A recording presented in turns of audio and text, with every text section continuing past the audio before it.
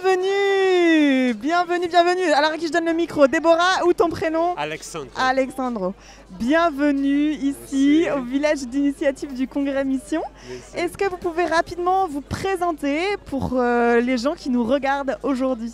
Alors, donc, je m'appelle Alexandre, voilà, je suis marié et je fais partie de la communauté Recado. Moi, je m'appelle Déborah. Je fais partie de la communauté Recado aussi. Alors, racontez-moi ce que c'est que la communauté Recado. Donc, la communauté Recado, c'est une communauté qui a pour mission principale l'évangélisation par l'art, surtout la musique, parce qu'on est né à partir d'un groupe de 8 jeunes qui ont voulu faire la musique pour évangéliser. Donc, la musique est restée au cœur de notre mission. Mais aujourd'hui, on utilise toutes les expressions artistiques pour pouvoir porter l'évangile. Et aussi, nous travaillons aussi dans la... On invite les artistes à mettre aussi leur talent au service de l'évangélisation. Donc, on travaille par des formations des artistes au service de l'évangélisation. Très bien. Tu veux rajouter quelque chose, Déborah? Eh ben non, c'est très bien. C'est très bien. Très bien, Alexandre. Alors, on a eu un joli aperçu de la louange que vous faites, de la danse. Est-ce qu'il y a d'autres formes d'art que vous développez au sein de la communauté et que vous donnez à voir et que vous donnez au monde pour donner Jésus au monde? Voilà, donc on a la louange, les animations de louange, et on développe aussi des spectacles. On a notamment un spectacle qui parle de Marie-Madeleine. Ça parle de façon, spectacle théâtral, hein? Ça parle de façon très poétique. On n'aime pas trop la pédagogie dans le sens Jésus est le Seigneur. On aime que les gens réfléchissent un peu. Donc on donne le message, on les fait réfléchir et après on discute.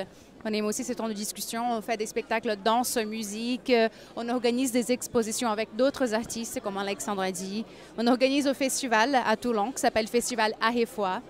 Donc c'est vraiment autour de l'art. Quand est-ce qu'il a lieu ce festival? À Toulon, du 14 au 17 mai 2020. D'accord, très bien. Donc ça sera ces 4 jours.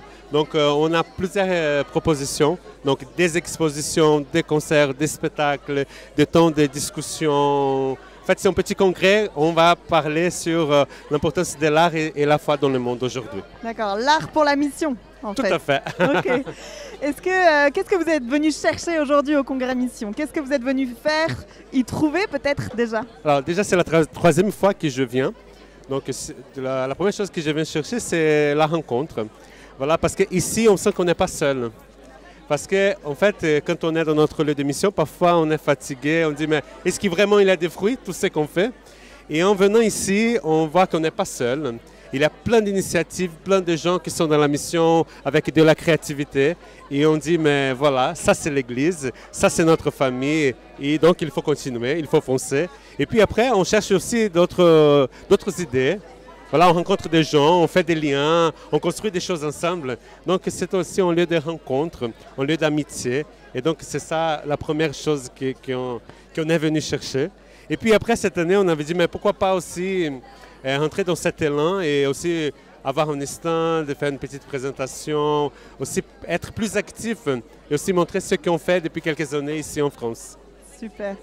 Est-ce que depuis que vous êtes arrivé au Congrès Mission, est-ce qu'il y a des temps qui vous ont plus spécialement marqué? Est-ce que vous avez vécu des choses qui vous ont impacté directement, personnellement? Ou est-ce que vous attendez de voir la suite? Est-ce que vous êtes curieux de certaines conférences ou ateliers? Vous attendez des rencontres? moi, ce qui m'a frappé, en tout cas, c'est la première fois que je viens, Oui. c'est justement la structure. On regarde tout ça, on se dit, mon Dieu, c'est un monde, l'Église, elle est immense. Et c'est ça qui est intéressant, justement, d'avoir tous ces partages. C'est le plus intéressant du congrès, je trouve, c'est le partage. Et hier, on a vécu une veillée très forte. Vraiment, on a commencé avec la prière. Et pour moi, ça a été une expérience déjà très forte hier. Et aujourd'hui, c'est les rencontres, surtout les rencontres qu'on fait, les partages qu'on fait avec les gens. Et toi, Alexandro, est-ce qu'il y a quelque chose que tu veux rajouter? Donc pour moi, ça a été très fort hier, la veillée. Surtout, je disais à mes frères et sœurs, il y a eu le petit spectacle qui parlait que Jésus est venu guérir tout le monde, qui est venu pour guérir. Et moi, c'était fort quand on a commencé à présenter les mots aujourd'hui de la société, le mot de la société française, en disant que Jésus est là en ce moment pour guérir les mots de la société d'aujourd'hui. Peut-être que ce n'est pas le même mot de l'Évangile, ce n'est pas les mêmes maladies, tout ça, mais, mais aujourd'hui, cette présentation m'a marqué en disant, on actualise l'Évangile dans le quotidien et m'a fait poser la question, mais qu'est-ce que je fais pour ça? Est-ce que je suis vraiment dans cet élan pour porter cette joie, porter la guérison, pour porter cette nouvelle vie aux gens. Est-ce que je suis dans cette optique? Et donc ça m'a fait beaucoup réfléchir depuis. Et aujourd'hui, c'est la rencontre, ce temps ici dans le village. Pour moi, c'est très très riche, très très riche. Merci à tous les deux d'être venus, d'avoir répondu à mon invitation. Je vous souhaite une très belle après-midi, une bonne suite de congrès. Voilà, que Dieu vous bénisse. Merci à vous et à très bientôt. Oui, voilà. Au revoir.